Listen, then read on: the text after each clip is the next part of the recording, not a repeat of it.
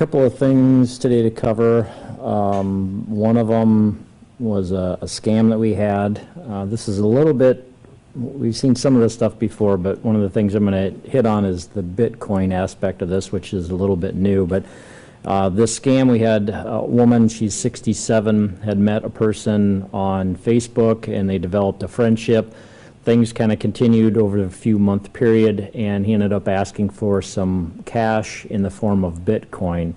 We've seen a couple of these, not very many, but we're starting to see more and more of these. There's different Bitcoin kiosks around town, and certainly there could be some legitimate uses for that, but when we're talking about in relation to these scams, that money is virtually untraceable. And so if people get some information, somebody wants them to go purchase some Bitcoin and send them the numbers from that, that should be a red flag. That's something that scammers are going to start doing. We're going to start seeing more and more of that. So we just want people to be aware. In this particular case, unfortunately, the woman ended up purchasing $7,000 worth of Bitcoin, sending him the information, and then he pretty much cut off all ties with her, and she realized it was a scam at that point. So not to say that there's no legitimate uses, like I said, but if there's somebody you know or somebody that's asking you to get some Bitcoin, that should be kind of a red flag. You may want to pause, talk to a friend, talk to family, bounce it off of them before you're purchasing anything through that, just to make sure that everything is legitimate. Excuse me.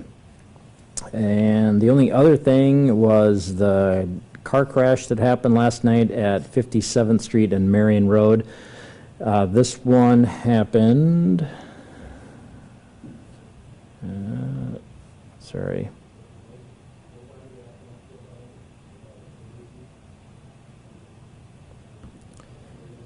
This was, once it gets open here,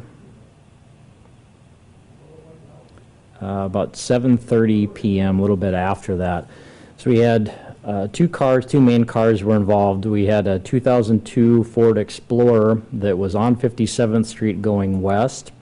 This was on the east side of the intersection, so before Marion Road. We had a car, a 2017 Hyundai Elantra, that was going east.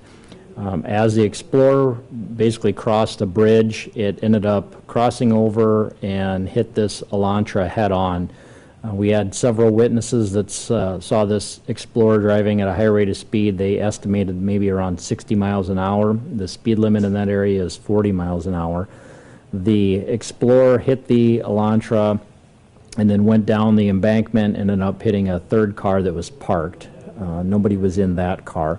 All three people, we had two people in the Hyundai, one person in the Ford. All three of them were taken to the hospital for various injuries. I think that's about it. So no arrests at this point in time. There's going to be some likely charges from the driver of the Explorer, suspected alcohol involvement, so there could be DWI, there could be any number of different charges that go along with that. I don't. All I had was that they were taken to the hospital last night. The passenger of the car had some pretty serious injuries. The other two, I don't think they were quite as serious, but obviously enough where they needed to go to the hospital. Yeah, so the driver of the Explorer is 25. He is from Sioux Falls. The driver of the Elantra is a 17-year-old boy from Sioux Falls. The passenger is an 18-year-old girl from Sioux Falls. So you said that the SUV hit the red car head-on? Yes, the Ford Explorer crossed over and ended up hitting the Elantra head-on. How many? So it was just 3 people injured, one in the Ford and 2 in the... Yeah, one person in the Ford and then 2 in the Hyundai, and then the third car, that was a parked car that was hit. And so that one just had some minor damage. Yep. Yeah, the Explorer hit the Hyundai and then went down the embankment into the parking lot, and that's when it hit the third vehicle. And that's pretty much it. The aggravated assaults, those were domestic. That was somebody that threatened a person with a knife in both cases. The arson, I don't have any reports on that yet. The assault, one of them was a domestic. The other one, I don't have reports. The burglary was a garage that was entered. The disorderlies, one involves juveniles. The other is the trespassing. The embezzlement, that was items taken from a couple of businesses. No arrests on that. The family disputes, one was a domestic, the other was a protection order violation. The other frauds were just reports. Larcenies, a few shopliftings. There were a couple of cars that were parked out of in front of a fitness center that had car windows broken and purses taken. That was, just had 2 of those, but that was yesterday morning on South Tennis Lane. Is that basically the same mode of operandi that was taking place at the other places? Yeah, it's the same thing. I mean, all that somebody did was just saw a purse inside there and break a window and grab the purse and go. So we don't have any suspects. I don't think we were able to get any surveillance video from those other ones. I'm not sure if this one had any cameras outside or not. That's the one that's on 49? Yeah, it's near, yeah. Okay. It's actually closer to 57th Street, but in Okay. Tennis Lane. Nothing else big from the larcenies, narcotics, marijuana, and meth. The sex offenses were sex offenders didn't change their address. Nothing big from the simple assaults, and that's pretty much it.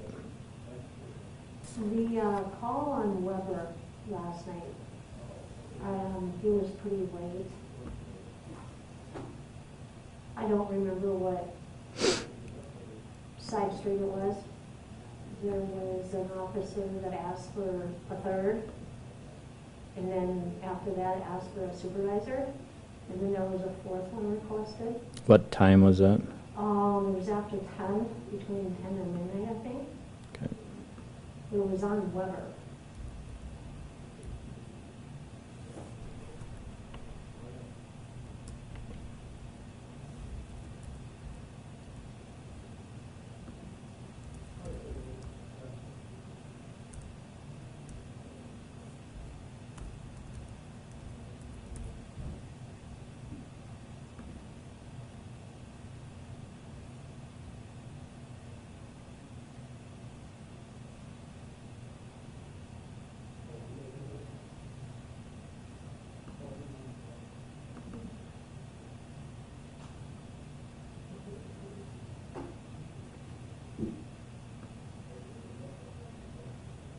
That ended up being a medical call.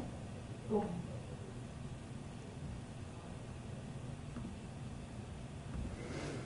Anything else? Okay, thank you.